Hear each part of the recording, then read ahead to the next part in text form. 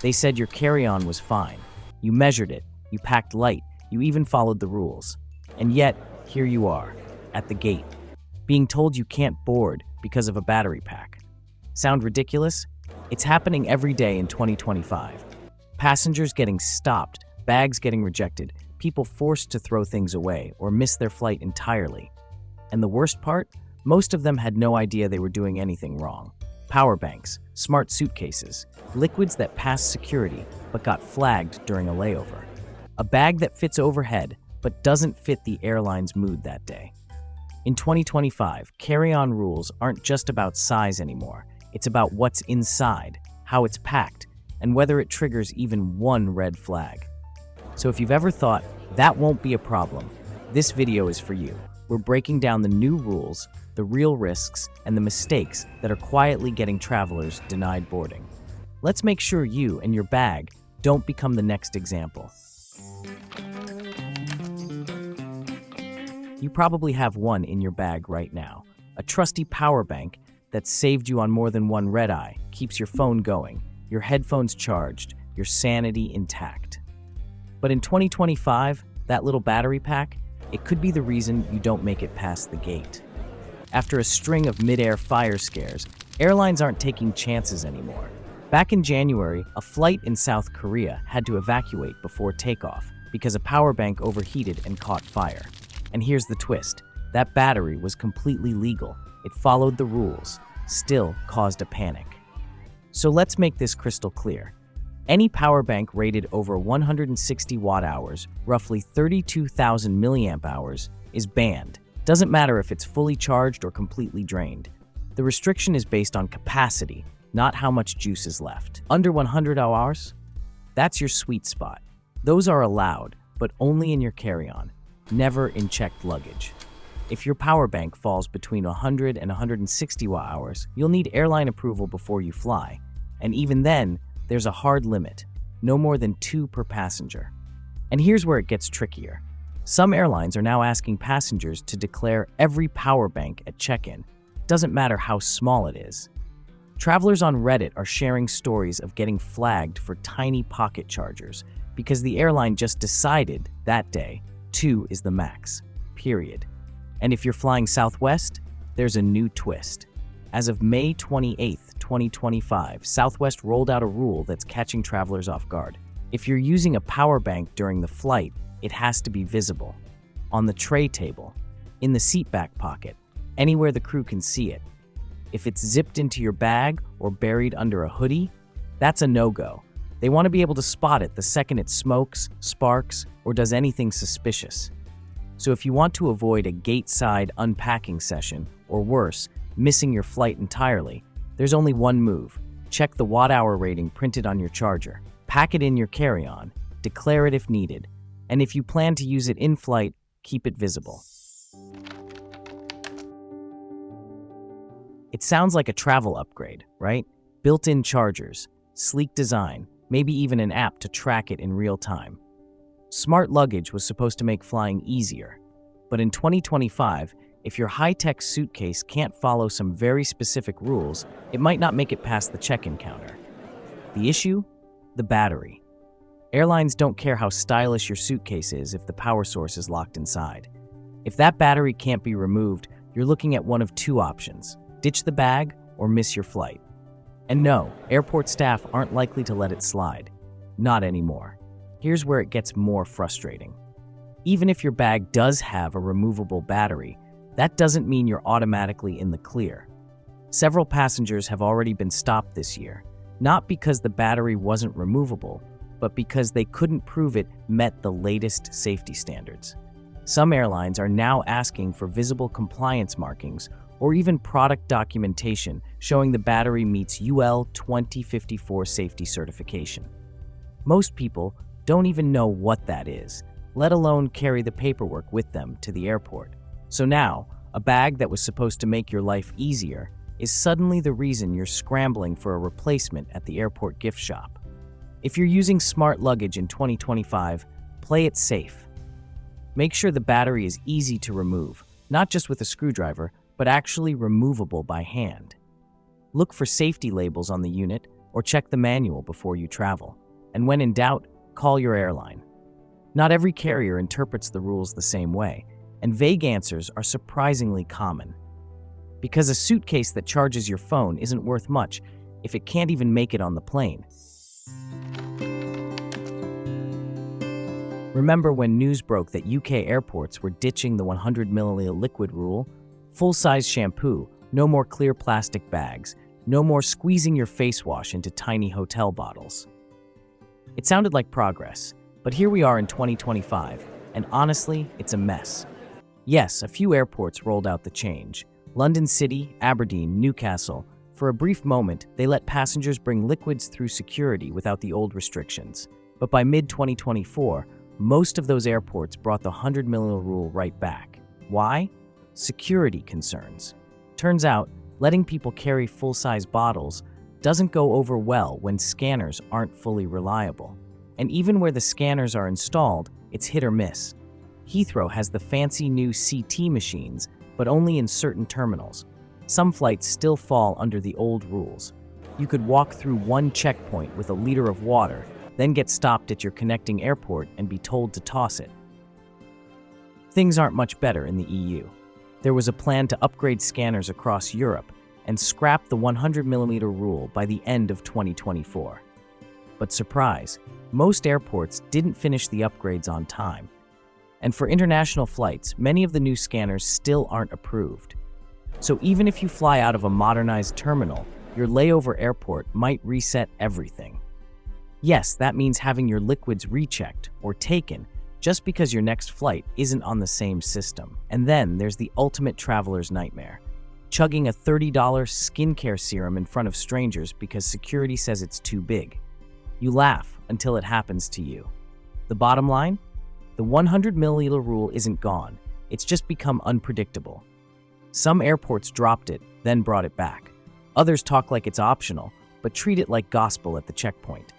Headlines made it sound like the rule had been buried, but travelers are still living with it every day.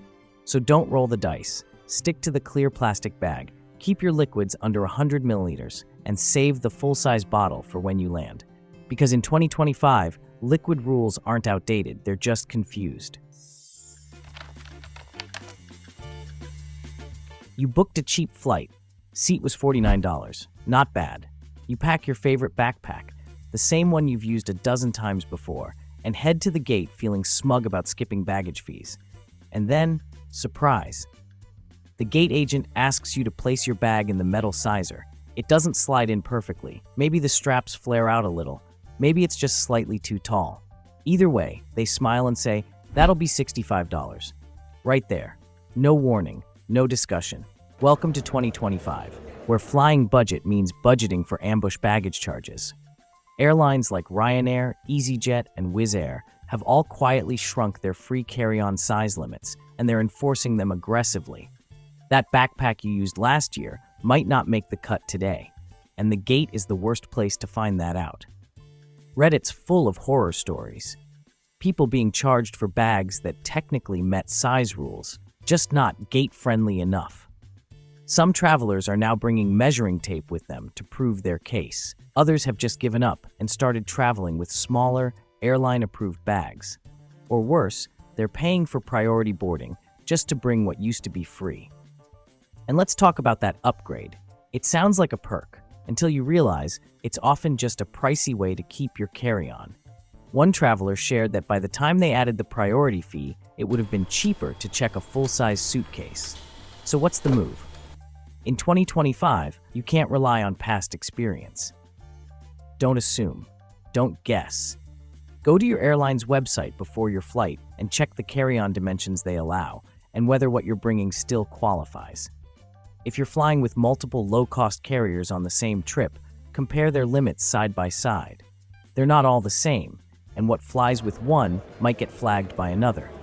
Because when budget airlines say personal item only, they mean it. And that half-inch of extra space in your backpack might just cost you more than the flight itself.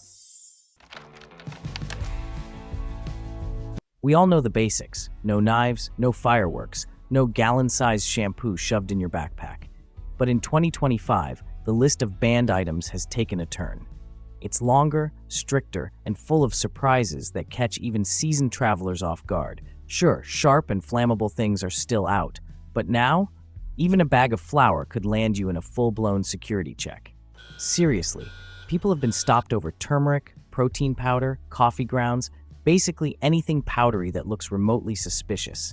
And if you're packing vintage electronics or that old-school camcorder with a mystery battery inside, TSA might take a long, hard look. Weapons, real or fake, are a flat no. That means firearms, tasers, stun guns, and even cosplay props that look too realistic. Foam sword for Comic-Con? Still a no-go if it gets the wrong kind of attention. And then there's the stuff most people forget. Giant nail clippers, hatchets, don't ask, power drills, multi-tools, long screwdrivers, anything longer than 10 centimeters that looks like it belongs in a garage. It's not flying in the cabin. Even scissors are tricky. They're allowed, but only if the blades are under 4 inches, and depending on the agent, even that can get you flagged. Planning an outdoor trip? Tent poles, marshmallow skewers, anything long and metal, check it in. TSA doesn't care how wholesome your camping plans are. If it's rigid and pointy, it's staying on the ground. And just when you think you've seen it all, here come the oddly specific items that still trip people up. A mercury thermometer, for example? Instant red flag. Mercury can corrode airplane aluminum, and one tiny leak is enough to delay an entire flight. Sports gear like baseball bats, golf clubs, and hockey sticks, too swingable. They belong in the hold. Powders over 12 ounces? They'll earn you extra screening, even if it's just protein shake mix or bath salts. And large tools or small appliances, like your toaster or a heavy-duty wrench, forget it. If it needs a plug and weighs like a dumbbell, it's not coming on board. The rule of thumb? If it cuts, swings, explodes, leaks, melts, or even resembles something dangerous, it doesn't belong in your carry-on. And if you're not sure, check the TSA list before you pack. Or better yet, message Ask TSA directly. A 10-second DM today beats explaining bath salts to a TSA officer in your socks at 5:45 a.m.